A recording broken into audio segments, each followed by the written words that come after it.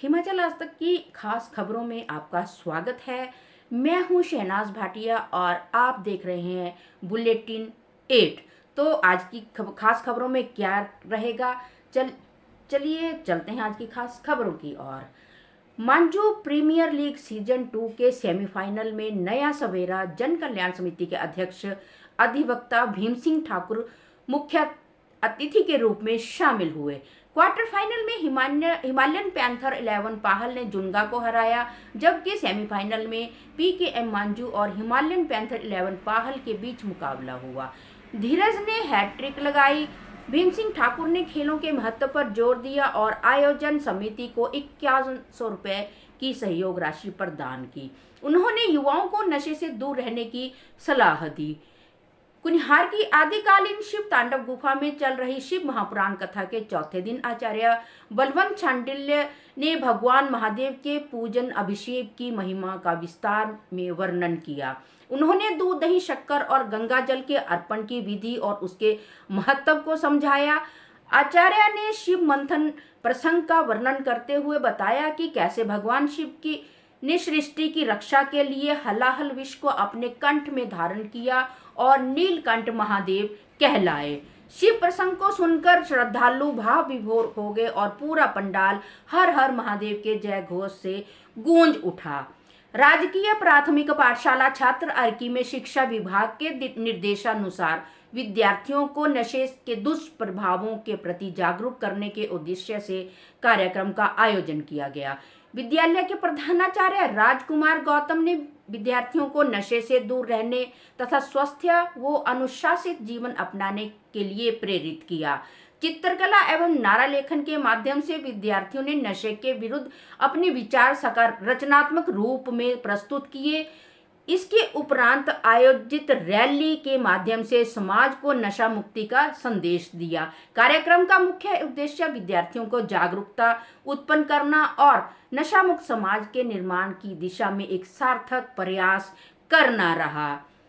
आम आदमी पार्टी ने केंद्र सरकार द्वारा हिमाचल प्रदेश की राजस्व घाटा अनुदान आरडीजी बंद किए जाने पर चिंता जताई है। यह अनुदान 1952 से हिमाचल जैसे विशेष भौगोलिक परिस्थितियों वाले राज्य की वित्तीय जरूरतों को ध्यान में रखकर दिया जा रहा था। आरडीजी बंद होने से प्रदेश पर हजारों करोड़ रुपए का अतिरिक्त बोझ पड़ेगा, जिससे विकास कार्यों की गति पर असर पड़ेगा। आम आदमी पार्टी का मानना है कि केंद्र सरकार को पहाड़ी राज्यों के लिए विशेष आर्थिक व्यवस्था जारी रखनी चाहिए और हिमाचल को विशेष राज्य जैसे वित्तीय सहायता मिलनी चाहिए।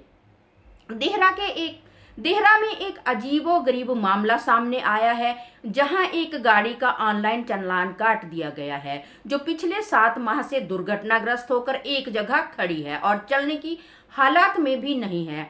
यह गाड़ी आकाश गैस सर्विस देहरा की है, जो 8 जुलाई 2025 को दुर्घटनाग्रस्त हो गई थी और टोटल लॉस घोषित कर दी गई थी। मैनेजर ने बताया कि यह पहली बार नहीं है, इससे पहले भी इसी गाड़ी का चालान काटा गया था, जबकि गाड़ी वहां गई ही नहीं थी। अधिकारियों ने इस मामले में अनभिज्ञता जताई है और जिम्मेवारी लेने को कोई भी तैयार नहीं है। धर्मशाला में एक महिला से ऑनलाइन ठगी हुई है, जिसमें शातिरों ने सिम क्लोनिंग और कॉल फॉरवर्डिंग के जरिए महिला का मोबाइल हैक कर 6,45,000 रुपए की राशि उड़ा ली है। महिला ने बैंक स्टाफ पर भी लापरवाही के आरोप लगाए हैं। पुलिस ने मामले को गंभीरता में लेते हुए प्राथमिकी दर्ज कर दी है। मंडी गोहर में पीलिया का प्रकोप बढ़ता ही जा रहा है। शुक्रवार को 10 और नए मामले सामने आए हैं। अब तक 92 लोग पीलिया रोग से संक्रमित हो गए हैं, जिसमें 57 मरीज स्वस्थ हो गए हैं। प्रशासन ने जल शक्ति विभाग, स्वास्थ्य विभाग को निर्देश दिए हैं कि पीलिया के कारणों का पता लगाएं और आवश्यक कार्रवाई करें। बाडू गांव में स्थित एक नल में पानी के बैक्टीरिया के लक्षण पाए गए, लेकिन उस घर में परिवार के किसी भी सदस्य में रोग के कोई लक्षण नहीं है। सोलन में परिवहन विभाग ने कार्रवाई करते हुए बिना दस्तावेजों के चल रही 2 बसें जब्त कर ली है। विभाग ने 28 चालान करके करीब 3.5 लाख रुपए का जुर्माना भी किया है। आरटीओ बद्दी नालागढ़ विपिन गुप्ता की अगुवाई में परिवहन विभाग की टीम ने नालागढ़ मानपुरा व नालागढ़ डेरोबाल रोड पर वाहनों की चेकिंग की थी। मुख्यमंत्री सुखविंदर सिंह सुक्खू ने कहा कि 16वें वित्त आयोग ने हिमाचल प्रदेश को आत्मनिर्भर बनाने की जगह कर्ज में डुबाने की कोशिश की है। उन्होंने कहा कि राजस्व घाटा अनुदान बंद करने से राज्य को लगभग 50,000 करोड़ रुपए का नुकसान होगा। सीएम सुक्खू ने कहा कि प्रदेश सरकार को अब कुशल वित्तीय प्रबंधन के साथ साथ राज्य का राजस्व बढ़ाने के लिए कड़े फैसले लेने पड़ेंगे। उन्होंने केंद्र सरकार के आगामी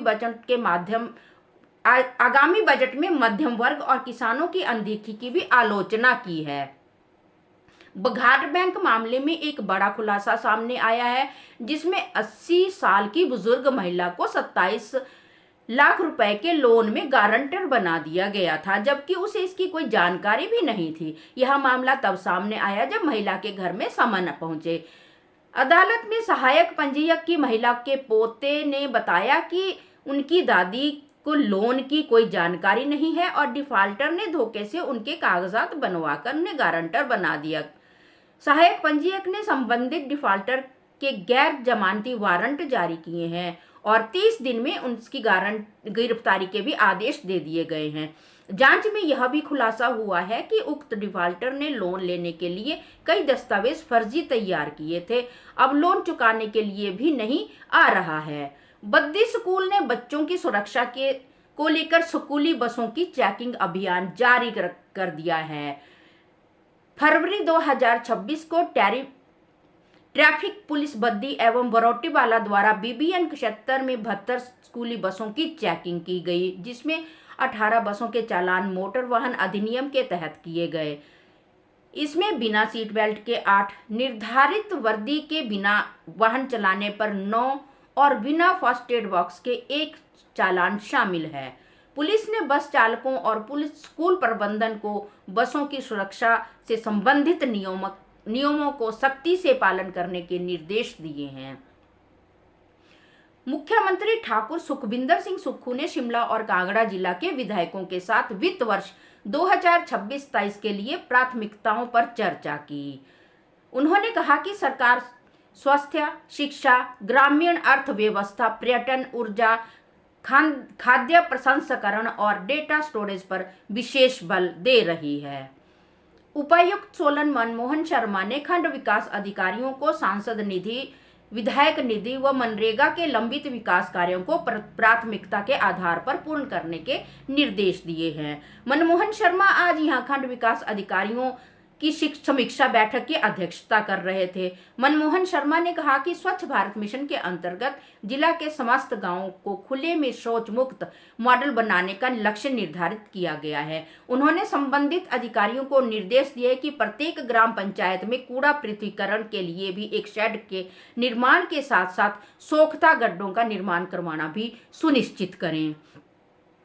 मुख्यमंत्री सुखविंदर सिंह सुक्खू ने कुल्लू, मंडी और शिमला जिला के विधायकों के साथ वित्त वर्ष 2026-27 के लिए प्राथमिकताओं पर चर्चा की। उन्होंने कहा कि वर्तमान सरकार ने 3 वर्षों में अपने संसाधनों से 26 करोड़ 683 लाख रुपए का राजस्व अर्जित किया है। उपायुक्त सोलन मनमोहन शर्मा ने ग्रामीण क्षेत्र में उपभोक्ताओं की सुविधा के लिए गैस सिलेंडर की सुचारू और समय पर आपूर्ति के लिए LPG गैस एजेंसियों के संबंध में रूट चार्ज की अधिघोषणा जारी की है। इसकी पूरी खबर आपको हिमाचल आज तक के पेज पर मुहैया होगी कि कब, किस तारीख को, कहां पर गैस सिलेंडर आपको उपलब्ध होंगे। 9 फरवरी 2026 को गवर्नमेंट मॉडल ITI नालागढ़ में अप्रेंटिसशिप रोजगार मेले का आयोजन किया जा रहा है, जिसमें नामी उद्योग इंटरव्यू लेंगे। यदि कोई इंटरव्यू देना चाहता है तो वो गवर्नमेंट मॉडल ITI नालागढ़ में जाकर इस इंटरव्यू में भाग ले सकते हैं। वो यह जानकारी अपने मित्रों तक भी पहुंचा सकते हैं ताकि वो भी इंटरव्यू देकर अपने लिए रोजगार पा सके। तो चलिए चलते हैं आज के मौसम की जानकारी की तरफ। तो मौसम विभाग के अनुसार हिमाचल प्रदेश में मौसम साफ और धूप खिली हुई है।